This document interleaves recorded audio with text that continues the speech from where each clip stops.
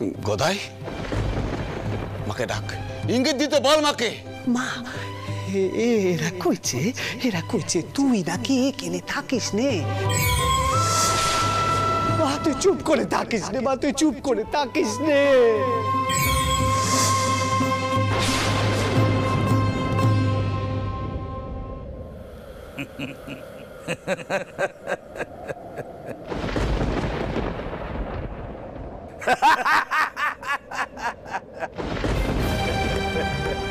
মা, মারে তোরে জাগতে হবে মা। জেগে ওঠ, জেগে ওঠ মা, মা তুই জেগে ওঠ। জাগতে হবে মা, তোরে জাগতে হবে, তুই জেগে ওঠ মা। জেগে ওঠ মা, মা তুই জেগে ওঠ। বাবা, ছোট বাবা, গদাই, আরে তুই জেগে ওঠ, তুই জেগে ওঠ মা। বদরু বাবু, এখনো সময় আছে, ধর্মানুসারে চলুন। এই মন্দির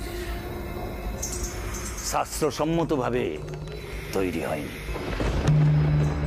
ভণ্ড পূজারীকে মহান বানিয়ে নিজেরাই পাপের পথ প্রশস্ত করছেন। ধ্বংস হয়ে যাবেন, নরকের দিকে যাচ্ছেন আপনারা। এখনো সময় আছে, প্রায়শ্চিত্ত করুন। ওই ভণ্ড পূজারীকে এই মন্দির থেকে বিদায় করুন। ভুল বিধি মা কিন্তু গ্রহণ করেন না, পাপ দেন। যত শীঘ্র সম্ভব এই মন্দির আমি বন্ধ করবার ব্যবস্থা করছি। আর আমার মনে হয় না এই মন্দির আপনারা বন্ধ করতে পারবেন বলে, অন্তত যতদিন আমি আছি।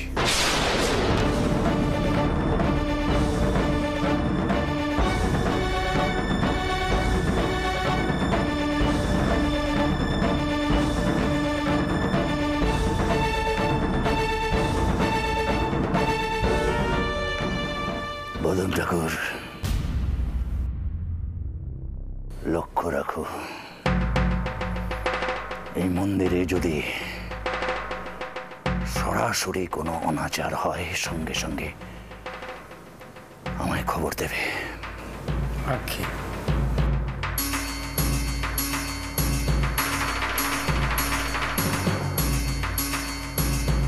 আমি সকলের সামনে গদাধরকে শেষ করে দেব।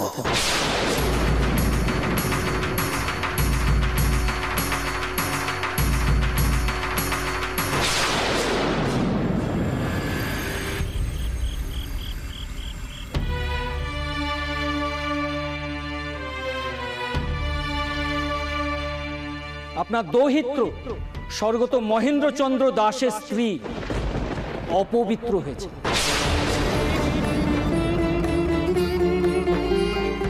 এমত অবস্থায় তাকে ত্যাগ করা উচিত আপনার।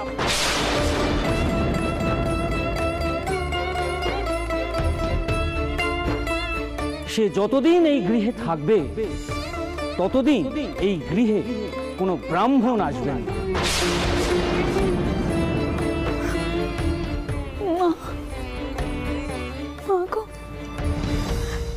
তোমার কেমন বিচার মা, কেমন বিচার? আমার বড় নাথ কি এমন দোষ করেছে যার জন্য তুমি তাকে এত সাজা দিচ্ছ? কেমন দোষ করেছে সে? এত শত বেদপাদের এত দুর্দশা। তবে ঈশ্বর যা কয় তাই কি ঠিক? বেদপাদের আবার বেদ দিলেন, শুকিয়ে হবে এই সব আছে। তুমি কেন আমায় কোনো উত্তর দিচ্ছ না মা? কেন? আমি আমার মনে দ্বন্দ্ব কাটাবো কি করে? কি করে কাটাবো? দিদমা, মেশোবাবু এসেছেন।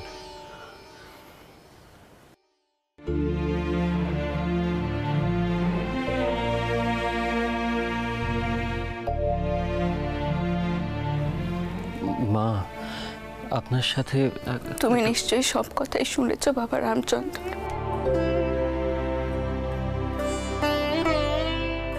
পণ্ডিতরা বিধান দিয়েছে বড়নাথ বউকে ত্যাগ করা।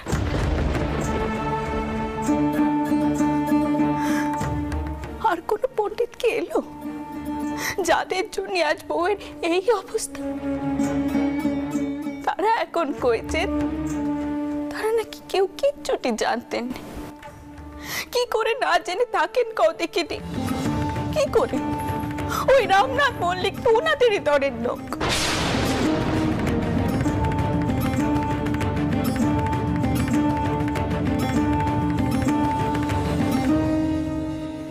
আমি ঠিক করেছি বাবা রামচন্দ্র, আমি মামলা করব। আমিও দেখব যে সমাজ এই অন্যায়ের বিচার দিলে নেই। কোম্পানি বাহাদুর কি সেই অন্যায়ের বিচার দেবে? মা, একটা সংবাদ দেওয়ার ছিল আপনাকে। উমানাথ পণ্ডিত বোধ করি আমার বংশের কুলগুরুর সঙ্গে যোগাযোগ করেছিলেন। কি কইছেন? কি কইছেন আপনি? দেখলে মা, দেখলে আমি এই কথাখানি তোমাকে কইছিলুম। আচ্ছা, গুরুদেব কি আপনাকে দেখা করতে কইছে নাকি? মা, গুরুদেব এইখানে এলে ওনার এক শিষ্যের বাড়িতেই থাকেন, তো উনি ওনার শিষ্যকে দিয়ে আমাকে খবর পাঠিয়েছেন কালকে তিনি এখানে আসতে চান।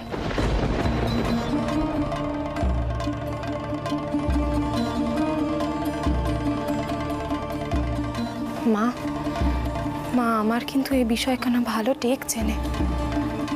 দেখো মা, আমরা বামুন পণ্ডিতদের কথা নাই মানতে পারি, কিন্তু বড় জামাই দাদা আর পতিত গুরুদেবের কথা অমান্য করতে পারবেন নে। দেখো ছোটকুকি, কোনোভাবেই আমি বড়নাথ বউকে ত্যাগ করব না,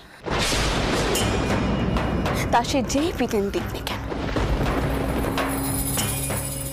প্রয়োজনে আমি তাকে নিয়ে কাশি চলে যাব।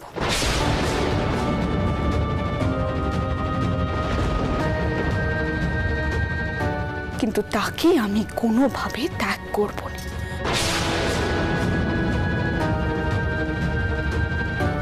মা, আপনি কি সত্যি মনে করেন আমরা আমাদের বৌমাকে ত্যাগ করতে চাই? না মা, এমনটা যদি আপনি মনে করেন তাহলে সেটা সঠিক নয়। আমি জানি আপনি আপনার বৌমাকে স্নেহ করেন,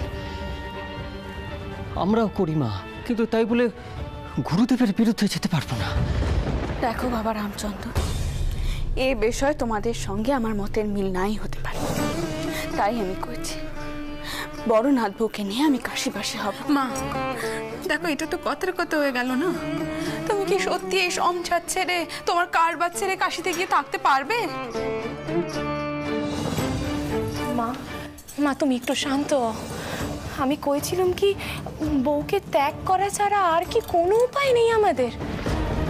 বরং বড় জামাই দাদা, গুরুদেব যখন এখানে আসছেনই তখন আপনি তেনাকে দিয়ে আরেকখানা বিধান নেন নে, তা কি করা সম্ভব নয়? আরেকখানা বিধান?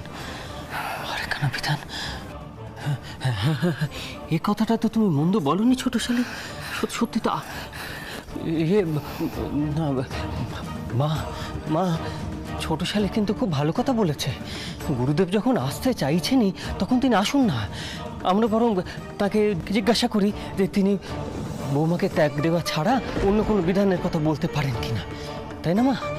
আপনি দয়া করে মাথা গরম করবেন না মা, আপনি শান্ত থাকবেন। আমি আপনাকে বলছি, বৌমার কোনো ক্ষতি হবে না মা, বৌমার কোনো ক্ষতি হবে না। বৌমাকে তো আমরাও খুব ভালোবাসি মা, আমরাও খুব ভালোবাসি, কিন্তু তাই বলে সমাজের বিরুদ্ধে তো যেতে পারবো না, গুরুদেবকে অবজ্ঞা করতে পারবো না। না না না, গুরুদেব যদি রেগে গিয়ে আমার বংশের উপর কোনো রকম না না না, এমনিতে মোহনকে হারিয়েছি, আর আমার বংশের কোনো ক্ষতি আমি করতে পারবো না। না না না, আমি আর কোনো বংশের ক্ষতি আমার। কি কইছেন? আপনি শান্ত হন, আপনি আপনি চলুন ঘরে চলুন, কিছু মুখে দিয়ে নেবেন, একটু বিশ্রাম নেবেন, আপনার শরীরটা ভালো ঠেকছে না আপনার, চলুন। বংশের আর কোনো ক্ষতি আমি হতে দিতে পারি না, মোহনকে হারিয়েছি। আর না,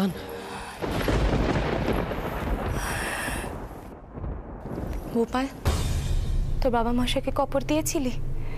না মা, আমি আর দক্ষিণেশ্বরে গিয়ে উঠতে পারিনি। দিদমা, আসলে মেশোবাবু এত অস্থির হয়ে পড়েছিলেন, আমি আর ওনাকে একা ছাড়তে পারলাম না। ভালোই করেছো বাবা, তাকে একা না আছে। তবে ছোটকু কি, তোমরা একখানা কথা ভালো করে শুনে রাখো। আমি যদি দেখি বড়নাথ বউয়ের ওপর কোনো রকম কোনো অত্যাচার হচ্ছে, আমি কিন্তু চুপ করে থাকবো না। তখন তোমরা আমাকে কেউ কিছু কইতে এসো।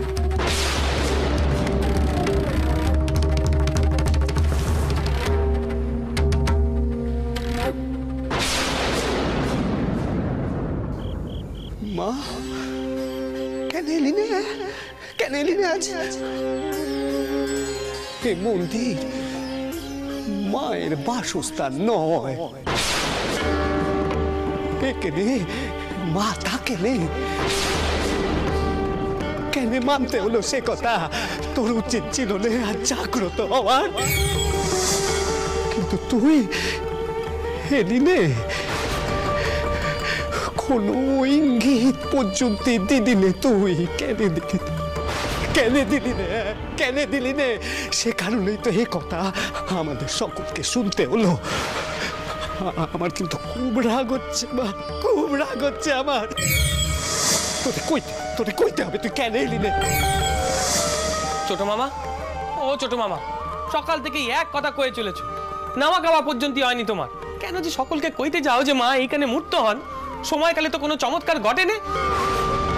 মাঝ থেকে সকলে কয় যে তুমি নাকি বন্ড। কে কয়? কে কয়? কে কয়? মা আমার কথা শোনে নে। কে কয়? কথাই আম দেখে নি এবার। অনেক হয়েছে, অনেক হয়েছে। আবার তো তোর নাক কাটা গেল সবার সামনে। আচ্ছা তুই দেখিনি তোর হাতে ফসকে পড়লো কি করি? হ্যাঁ, আর তোর ডাকে মা সাড়া দিলেন না কেন শিবানন্দ ঠাকুরের সামনে? এসব তো আমরা কিছুই বুঝলাম না। আর যদি মামা বেঁচে থাকতেন না তো খরম পেটা করতেন তোকে। তার মতো একটা সত্যনিষ্ঠ মানুষের বেটা তুই কিনা ভণ্ড মিথ্যাচারী হয়ে ঘুরে বেড়াচ্ছিস। ও হলদারি দাদা, তুমিও কি বিশ্বাস করো নাকি যে আমি ভণ্ড? বিশ্বাস করতে পারলে তো ভালোই হতো, বিশ্বাস করতে পারি না বলেই তো রাগ হচ্ছে। আচ্ছা, তোর মতন একটা সরল সাদা সিধে মানুষের পাশে যদি মা না দাঁড়ান, তাহলে কার পাশে দাঁড়াবেন শুনি? হ্যাঁ, অপরাধ নিও না মা। আমি কিন্তু গদাইয়ের হাড়ের মধ্যে তোমার হাড় দেখতে পাচ্ছি। জানো হলদারি দাদা, জানো তো মা আর আমার দুঃখ কষ্ট বোঝে নে।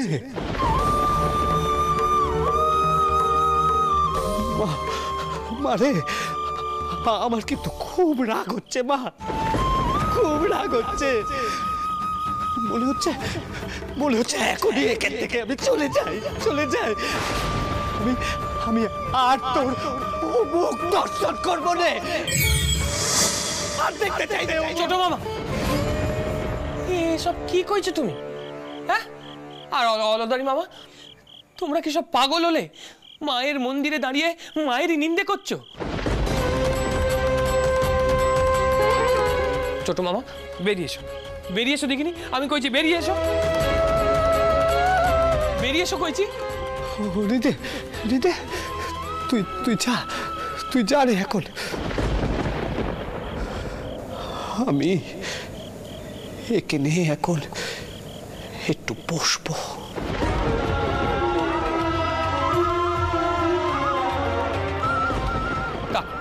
তাকে এখানে বসে থাকো, যা ভালো বোঝো তাই করো। আমি আর পাচ্ছি না, যত সব। আমি যে দিদিমাকে কি কইবো আমি জানি না।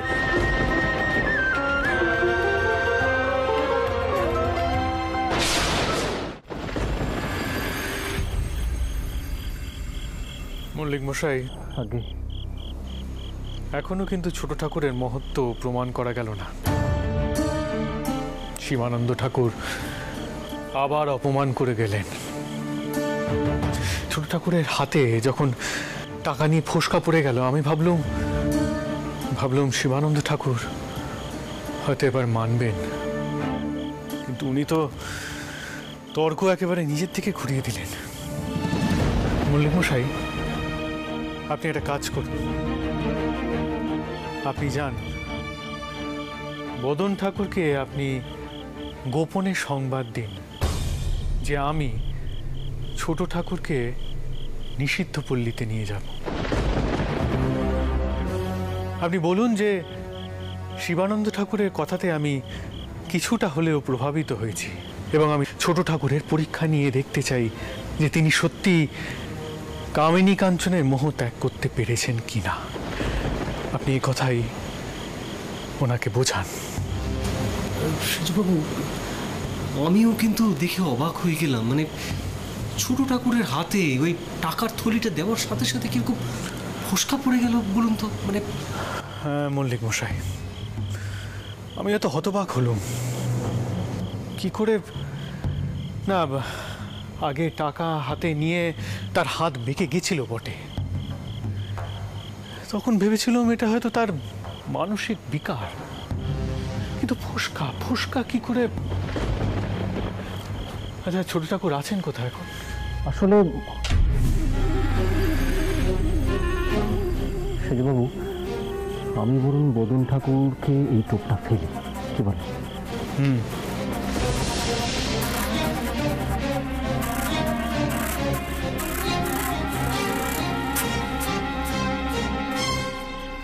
বদন ঠাকুর, বলছিলাম আপনার সাথে আমার কিছু জরুরি কথা ছিল, যদি একটু। কথা? আসুন। আমার সাথে? হ্যাঁ, চল।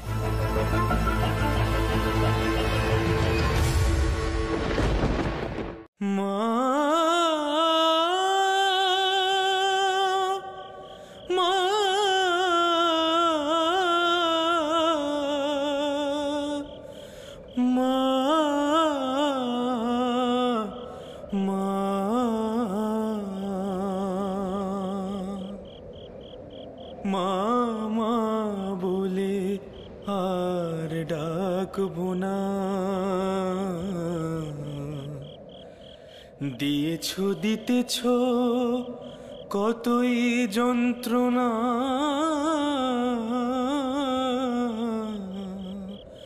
মা বলে আর ডাকবো না।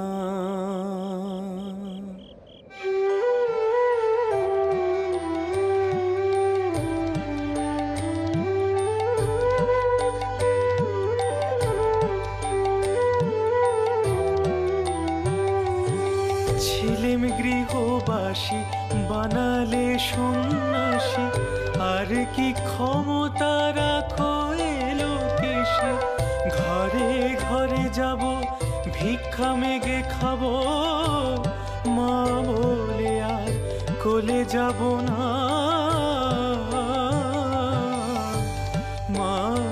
মা বলে আর ডাকবো না, মা বলে আর ডাকবো না, মা বলে আর ডাকবো না।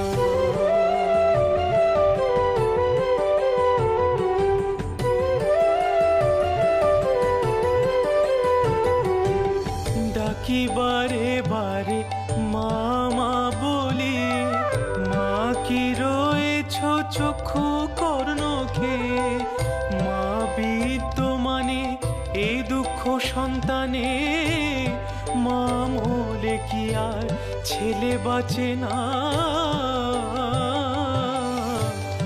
মা বলে আর ডাকবো না, মা বলে আর ডাকবো না, মা বলে আর ডাকবো না।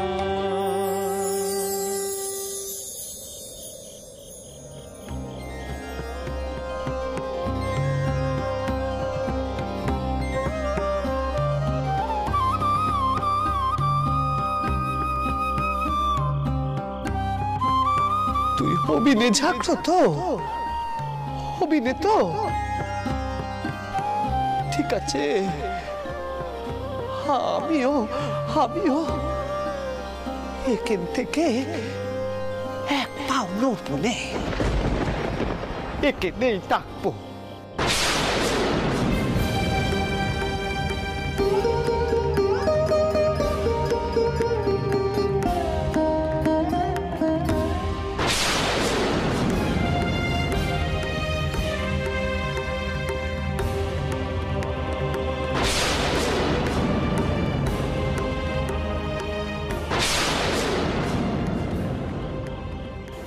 কি ভেবে ছোট ঠাকুর এমন আবেগ আনেন? ওই পাথরের মূর্তির সামনে এমন ভাবে গান করেন যেন কেউ আসে, কিন্তু বাস্তবে তো কেউ আসতে পারে না। আর আজ ছোট ঠাকুর শিবানন্দ ঠাকুরকে কি ইঙ্গিত দেখাতে চাইলেন?